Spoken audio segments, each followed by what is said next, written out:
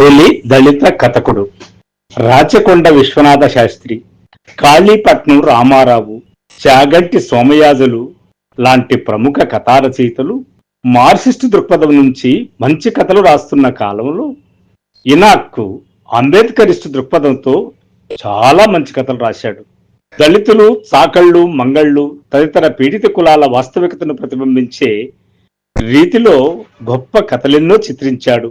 కులవృత్తుల నేపథ్యం నుంచి ఆర్థిక రాజకీయ విశ్లేషణ చేసి మెప్పించాడు.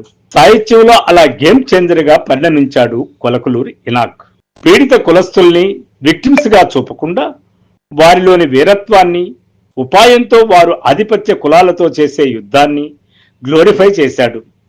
కథకుడుగా ఇదే ఈయన ప్రత్యేకత. ఈయన రాసిన ఊరబావి, తలలేనోడు, పిండీకృత లాంటి ఇంకా అనేక కథలు ఈ దారిలో నడిచిన కథలే. ప్రకృతిలో బలహీన జీవులు బలమైన జీవుల్ని నిలవరించడంలోని చాకచక్యాన్ని, ఉపాయాన్ని పీడిత కులాలకి, పేద వర్గాలకి వర్తింపజేస్తూ ఈయన రూపొందించిన పాత్రలు మనకు గుర్తుండిపోతాయి. స్త్రీలతో పాటు అణిచివేతకు గురవుతున్న వివిధ సమూహాల ఆగ్రహాన్ని రికార్డ్ చేయడంలో కొలకలూరి ఇనాక్ ఎప్పుడూ ముందే ఉన్నాడు.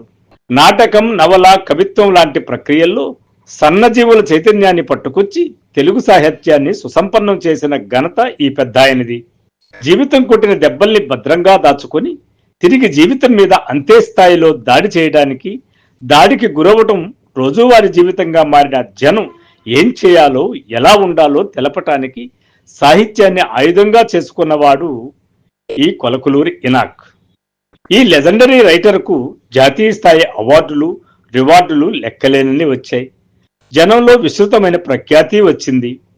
ఈరోజు ఈ సాహితీవేత్త పుట్టినరోజు. తనకు హృదయపూర్వక శుభాకాంక్షలు చెబుతోంది మన సాహిత్యం యూట్యూబ్ ఛానల్.